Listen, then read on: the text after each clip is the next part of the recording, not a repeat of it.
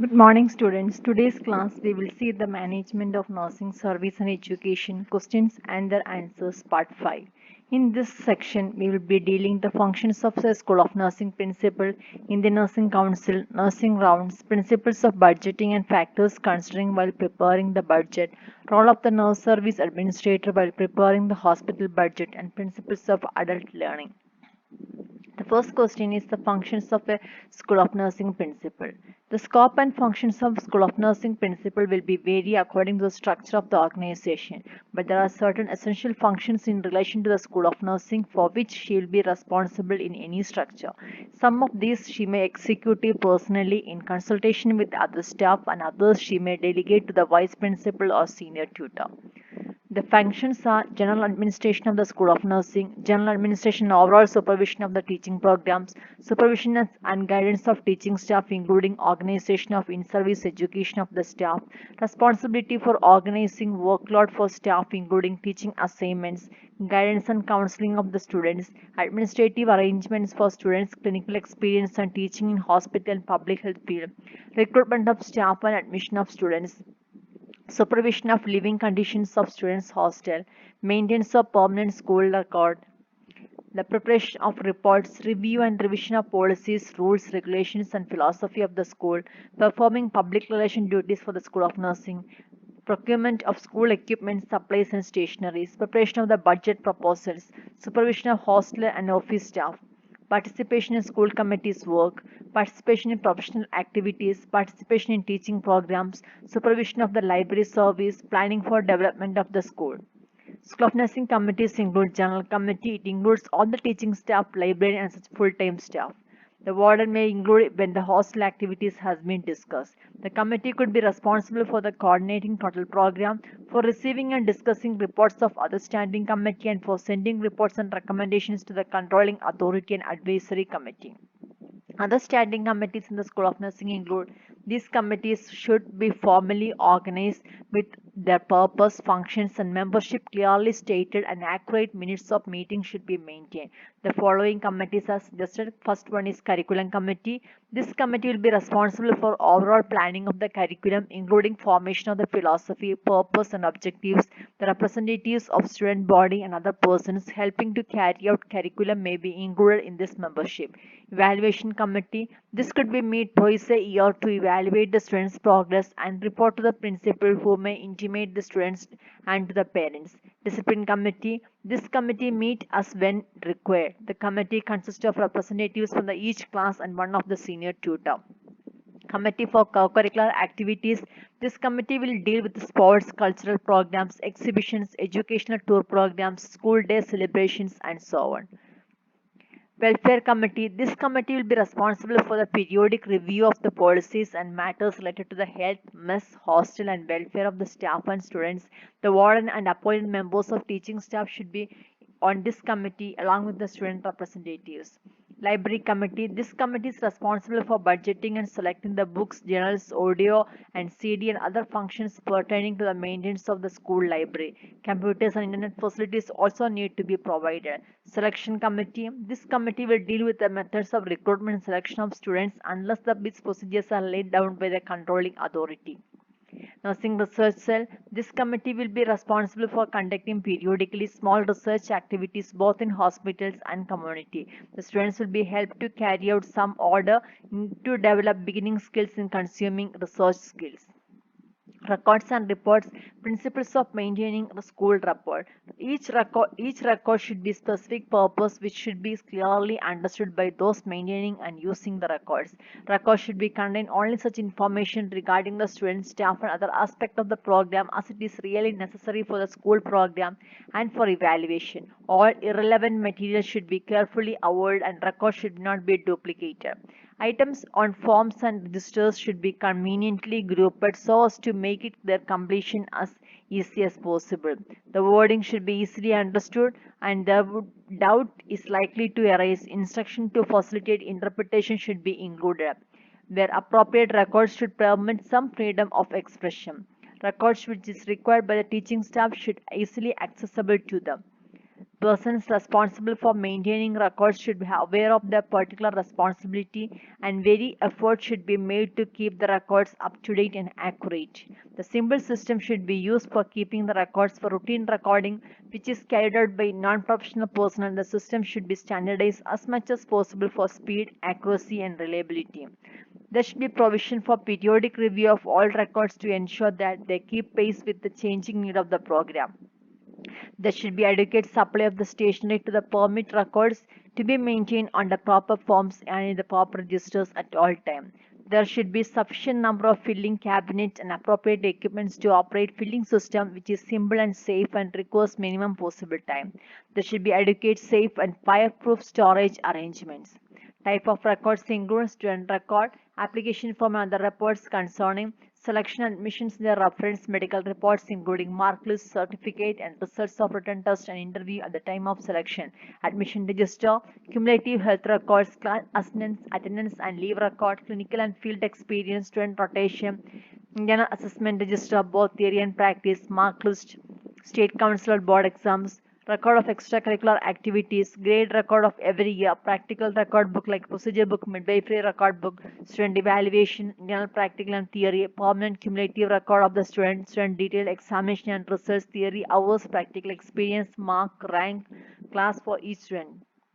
Staff record in the personal file of each staff should contain application form, copy of appointment letter and subsequent letter showing the change in the status, record the staff member's educational qualification, previous experience, any short-term educational course attended, membership in professional society and activities, contribution to journals, holding office in organizations, participation in seminars, conference, etc. Periodic evaluation or progress report, leave record, health record.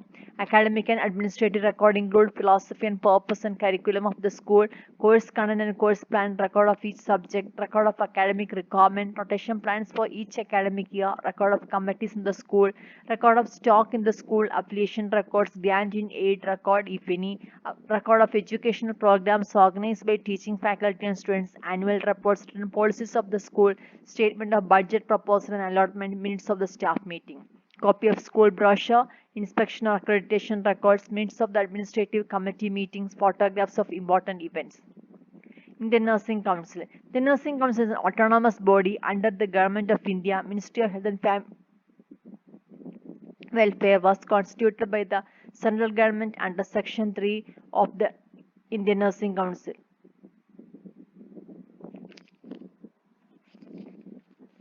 Act 1947 of the Parliament. The basic aims, objective and functions of Indian Nursing Council are as follows: to establish and monitor a uniform standard of nursing education for midwives, auxiliary nurse midwives and health visitors by doing inspection of the institution, to recognize the qualification under section of the Indian Nursing Council Act 1 1947 for the purpose of registration and employment in India and abroad, to give approval for registration of Indian and foreign nurses possessing foreign qualification under the section 11(2)(a) of the Indian Nursing Council, to prescribe syllabus and regulations for nursing program, power to withdraw the recognition of qualification under the section 14 of Act in case of institution fails to maintain standards under section 14(1)(b), that an institution recognized by the State Council for training nurses, midwives, auxiliary nurse midwives or health visitors does not satisfy the requirements of the Council. Organization structure of Indian Nursing Council include President, Vice President, Secretary, Assistant Secretary, Office Staff. The committees in the Indian Nursing Council include Executive Committee of the Council to deliberate on issues related to the maintenance of standards of nursing program. The Nursing Education Committee, the committee is constituted to deliberate on the issues concerned mainly the nursing education policy matters concerning the nursing education. Equivalence Committee to deliberate on the issues of recognition of foreign qualifications which is essential for purpose of registration under section 11(2)(a) or (b) of the Indian Nursing Council Act 1947 as amended. Nursing rounds. In the hospital, nursing round is mainly concerned with judging the adequacy of nursing care received by the patients and is conducted under the leadership of a senior nurse or a nurse administrators with the active participation of nursing teachers, staff members and nursing students. As the clinical teaching method, nursing round is a modified, compact version of the bedside clinic. Bedside clinic detailed discussion regarding the nursing care of a single patient is carried out by taking 30 to 40 minutes, whereas in nursing rounds, only a few minutes is spent with each patient. In short, nursing round is intended to discuss briefly the nursing management of all patients in the ward by sparing few minutes for each patient. The ideal duration of nursing round in the ward is 45 minutes and the time is sufficient to know about 20 to 25 patients. For a successful nursing round, students have to have know all the patients in the ward. The patient's dignity have to be preserved throughout the rounds. The time of rounds should be informed to the students if there is no stipulated time for daily rounds. Nursing rounds, the nursing teacher or head nurse who knows the details of the patient briefs the nursing care. The staff nurse or the nursing student who has been taken care of the patient for a few days are allowed to contribute some genuine points and how to answer the questions of the group. The group then discuss the nursing care aspect in brief and another senior nurse personnel in the group of the or the nurse administrator concludes the discussion by giving some opinions, needed guidance and instructions. One staff nurse records all the instructions and suggestions given by the administrator in the nursing rounds register maintained in the ward. The group moved towards the next patient. Group members have to encourage the students for actively participating in the discussion. Nursing rounds focus mainly on the nursing care and in the nursing care only the cardinal aspects are discussed. For instance, the importance of maintaining the intake output chart in the case of a patient receiving diuretics is highlighted. In same manner, necessary accurate assessment and recording of the pulse rate is stressed in case of a patient receiving digoxin. Demonstration of nursing care by senior members during the nursing rounds will help students to develop psychomotor skills and inculcate proper attitude among them. By attending nursing rounds, students are motivated to learn more about the nursing management of a patient in the ward by referring related literature and through discussion with experts. Moreover, interaction with senior members promote team spirit and professionalism. Principles of budgeting and factors considering while preparing a budget. Budgeting means a plan. It's an instrument used by management is planning its future activities. It includes estimates of revenue, services, cost, or expense involved. In general, it may be stated as an anticipated requirement so arranged in a systematic manner to cover some or entire activities of an organization spread over a period of time. The main principles include budget should provide sound financial management by focusing on requirement of the organization. Budget should focus on objectives and policies of the organization. It must follow from the objectives and give realistic expression to the way of realizing such objectives. Budget should ensure the most effective use of scarce financial and non-financial resources. Budget requires the program activity plan in advance. Budgetary process requires constant delegation for which fixed duties and responsibilities are required to be allocated to managers at different level of framing and executing the budget. Budgeting should include coordinating efforts of various departments, establishing a frame of reference for managerial decision and providing a criterion for evaluating managerial performance. Setting budget target requires adequate checks and balance against adoption of too high or too low estimates. Utmost care is must taken for fixing the budget. Budget period must be appropriate to the nature of business or service and the type of budget. Budget prepared under the direction and supervision of administrative financial officer. Budget are to be planned and interpreted consistently throughout the organization in the communication of planning process. Budget necessitates the review of performance of nursing previous year and evaluation of its adequacy both in quality and quantity. While developing budget, provision should be made for its flexibility. Budgets are basic for finance more than the forecast and expenditure. The financial system consists of laws, policies, regulations, procedures, and performa related to the collection and expenditure of the government money. Most of the hospital administrators are from the medical professions in India. They do not have adequate knowledge of basic principles of finance and they do not understand the financial implication of the activities of the hospital.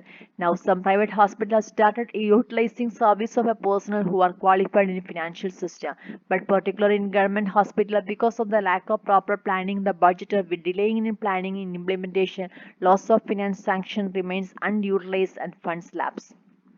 The main factors considering while preparing the hospital budget are review the goal of hospital to identify activities of highest priority because of these are the most likely to receive funding. Review the objective of the existing programs and return for the proposed programs to ensure that achievement of this objective will support agencies.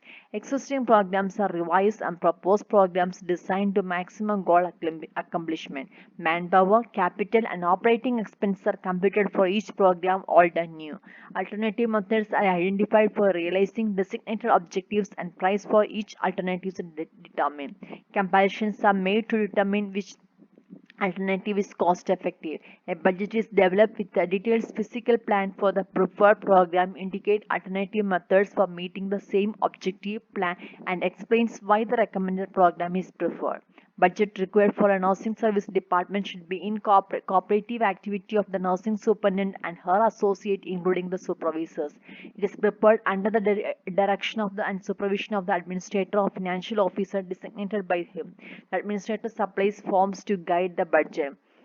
The budget request may be broken down to different units, example salaries, supplies, equipments and other purchase equipments. The administration of nursing unit has certain functions in the preparations for the budget request for the programmed planning, estimating the cost, justification of request for your administration of budget in the nursing unit. So these are the role of the nurse service administrators while preparing the budget in the hospital. Assistance with the subordinates, nursing administrator requires assistance of the nursing superintendent and nursing supervisors to present the need of coming year with the specified data and confer those who are presented such needs. Review of the budget. Nursing administrator should review the budget, appropriation and actual expenditure of the current year. Ascertain the change she requires. Ascertain whether any change contemplated such as opening a new facility for a patient, changes in the department, etc., which in turn affects the nursing department. Preparing requirements. Nurse administrator should prepare requirements with the assistance of her subordinates officials for the coming year from the supplied information by them. Summary of new needs. Nursing administrator should prepare summary of the new needs and requirements, both personal and material, with the proper data support the requirement. Submitting to the institution administrator. Budget should be submitted to the administrator of the institute for review, decision and to incorporate to answer the master budget required for the hospital. The responsibilities of the nurse administrator in the budget include participate in planning the budget, consultant and takes assistance her subordinate in determining the needs of the unit, requesting sufficient funds to suggest a sound program, just to provide for developing program provision, expansion of program to attract all qualified staff to provide expansion of physical activities. Submit budget request the justification of the proposed expenditure. When the budget is allotted, the administrator should support the budget. Once the budget is adopted, it is the responsibility of the administrator to see that expenditure should not exceed the appropriation made. Principles of adult learning. In order for the adults to learn effectively, the training needs to be designed in a way that meets the following core principles of adult learning. First, self-directing. The first difference the Knowles proposed is the adults are autonomous and self-directing, meaning that they live under a large degree of self-governance and their own laws, beliefs and values. They need to know the benefits, values and purpose of a learning program. They need to know why they are learning and what they are learning. If they cannot appreciate the purpose or value, they will be reluctant to engage in learning intervention. Second, learn by doing. Adults learn through different experience. Therefore, their training and learning interventions must include active and practical participation, offer implementable techniques and methodologies that will immediately improve their everyday lives. Third, relevance. The content of training program must be meaningful and relevant to the adult learners, their lives and their business. They have to be very clearly see that why and how this is important to them personally and how it applies to their life. Immediate use of learning needs to be clearly understood by the learner. If they cannot see how they personally can apply the learning to their own life and roles, it is suggested that motivation towards the training intervention will be significantly reduced. Fourth is experience. Adult learners need to be able to draw upon their past experience to aid their learning. Training needs to be contextualize to use language that they're familiar with. We need to select case scenarios and examples that they can relate to, as well as refer to their direct past life, work, and social experience to bring the meaning of the learning into their world as they understand it. And all of the senses. Adult learners need multisensory learning and teaching methodology. We must ensure that our learning interventions have opportunity, proportion, delivery techniques that meet their needs of audio, visual, reading, writing, kinesthetic, dependent, and independent learning preference. Practice. Adult learners are often engaged in learning because a problem needs to be solved. Practicing skill in the controlled environment allows them to grow self-efficiency in new tasks and that prepare them to act autonomously outside the learning environment. The more adult learner can practice new skills, competencies, or application of knowledge, the more transformational impact of learning intervention will have.